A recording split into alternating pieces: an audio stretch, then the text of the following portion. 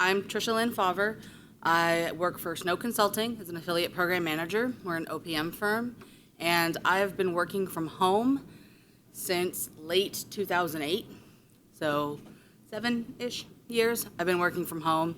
And in those 7 years, I have figured out what works for working at home and what really, really doesn't work from working at home.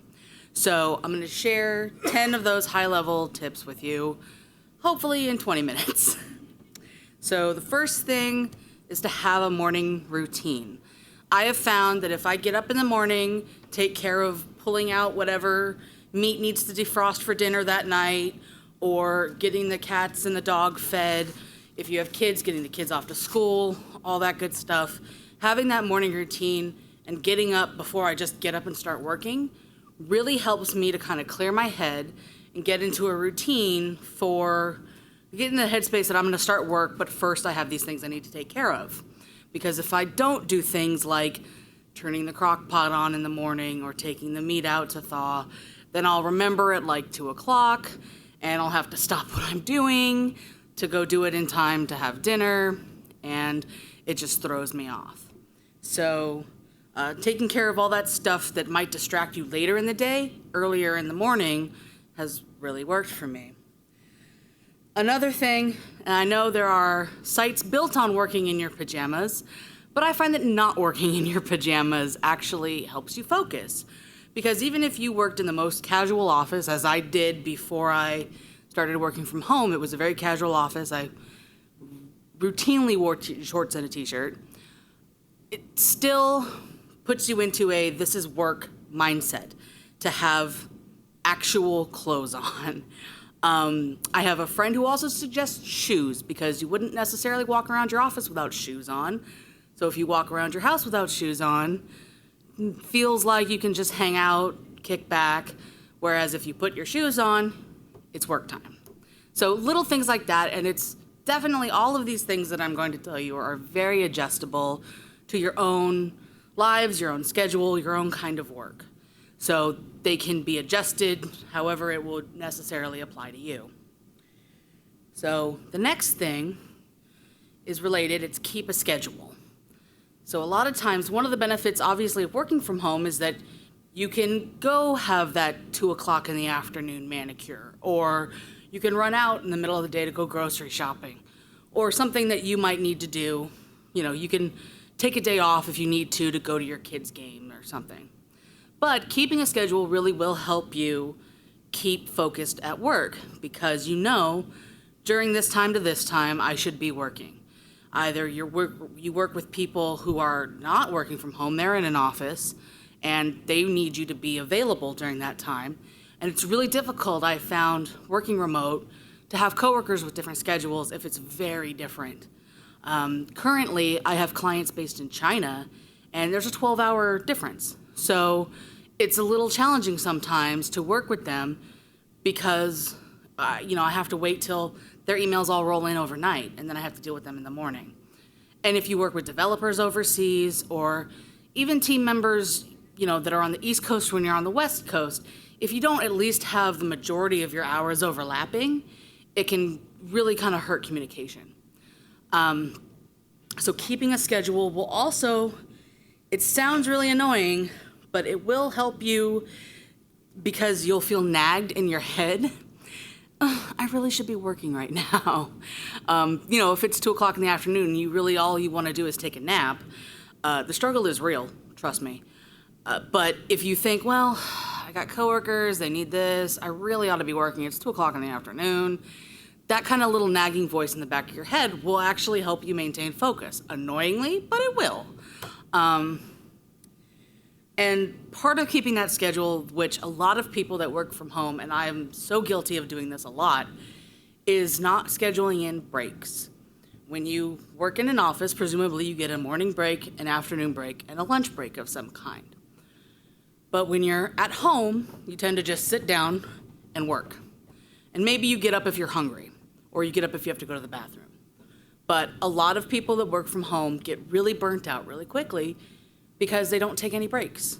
So what I have done to help maintain that focus and make sure I take those breaks is I may not necessarily always take a morning and an afternoon break unless it's, just to kind of walk outside, get some air, stretch my legs.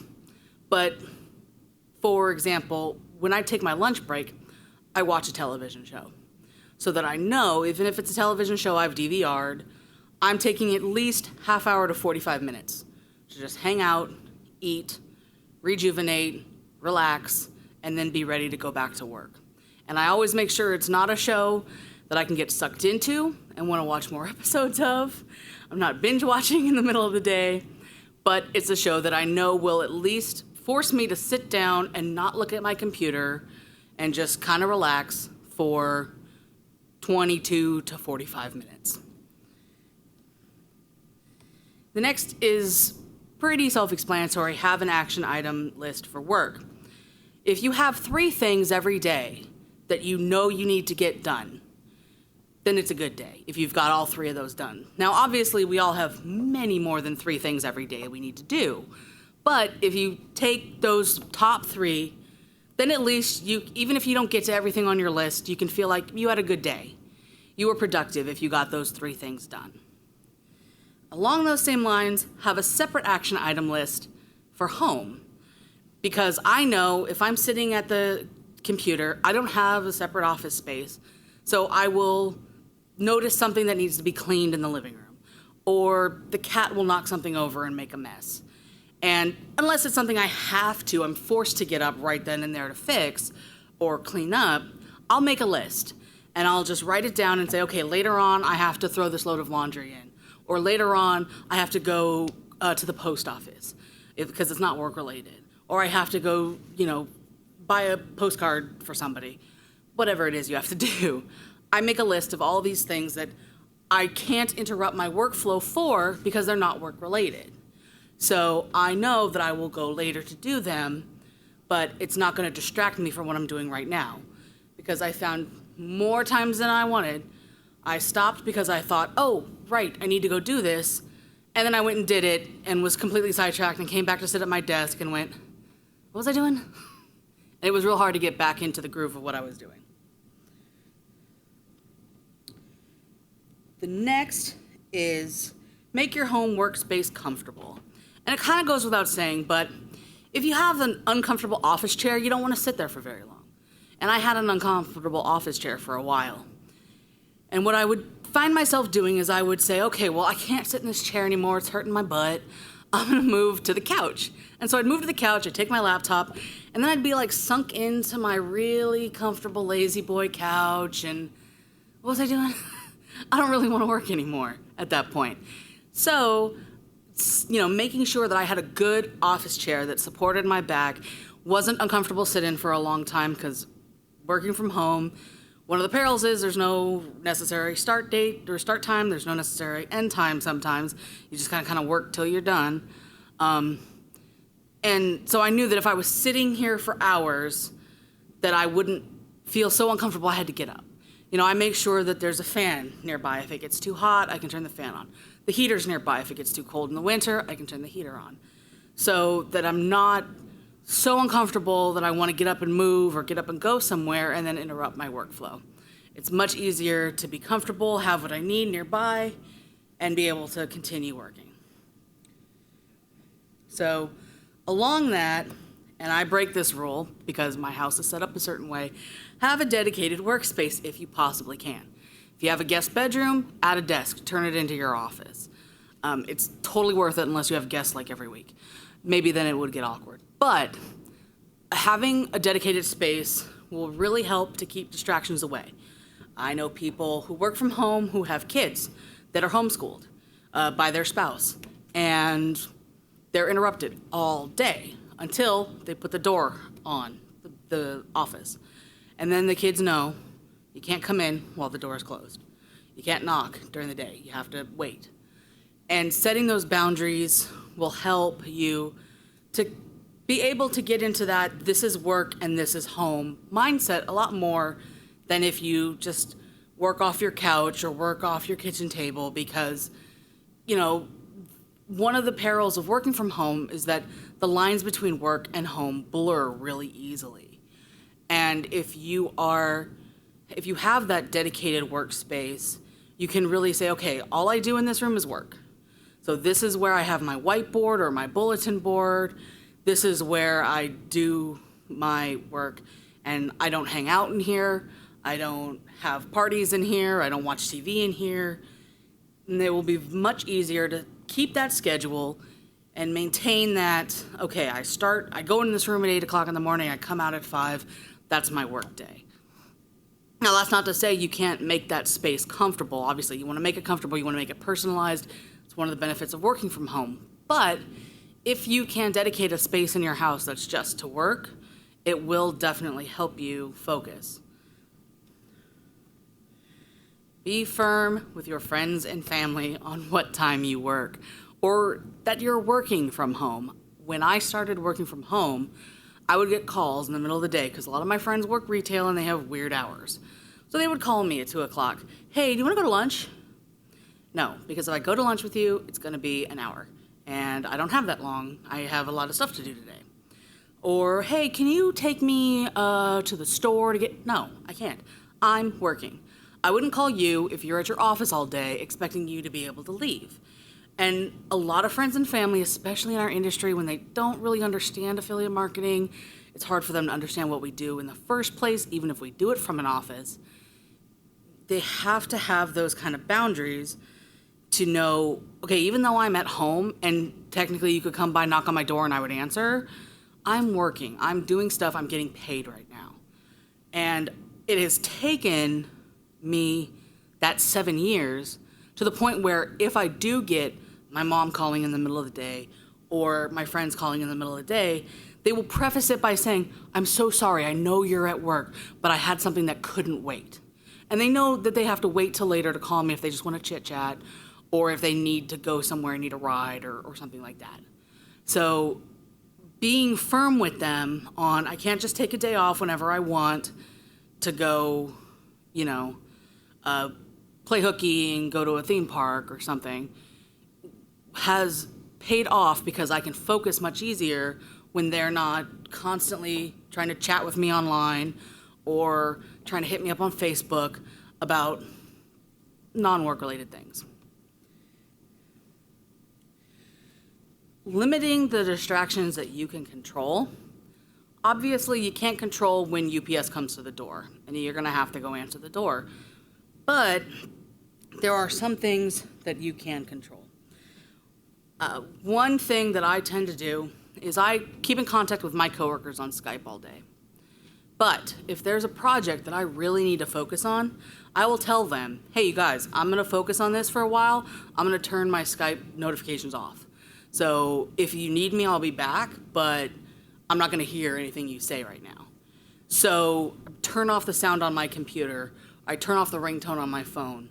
And so I know that for a certain amount of time, if I really have to focus on this newsletter I'm writing or some content that I'm writing, and I really can't be distracted, I will turn off sounds. I will make sure that if somebody does come to the door, I don't answer it. If UPS is there, they can leave a package. I'll do what I can to limit those distractions. And obviously, that's also kind of goes to ambient sounds and whatnot too. For example, there are times when even if it's hot, I will turn off the air conditioner because just the sound is, like in here, that sound is the air conditioner. I just can't focus because there's clunking in the background or there's a buzz or a hum. I can't, turning the TV off, even if you have like the news ticker on all day, or music off if you listen to music while you work, can really help you to momentarily focus if you just need to say, okay, there's this hour, I gotta get this done by this deadline. I really have to hunker down and focus on something. So that's not necessarily all day, every day, turn off all the sounds and don't answer the door and, turn off the TV and whatnot. But if you really have to zero in on something, that really helps me. Setting boundaries between work and life kind of is a accumulation of all of these things. You really need to say that I have this work and I have this life, and I start at this time, I end at this time. And if you stop work for the day, don't go back to it. I'm guilty of doing this. I know a lot of people are. But if you have stopped for the day, if you've decided, okay, I work from 8 to 5, and at 7:15 while you're eating dinner, you get an idea, write it down. You can always come back to it the next day. Because what tends to happen is when you work from home, it's really tempting to just go back to your desk and work.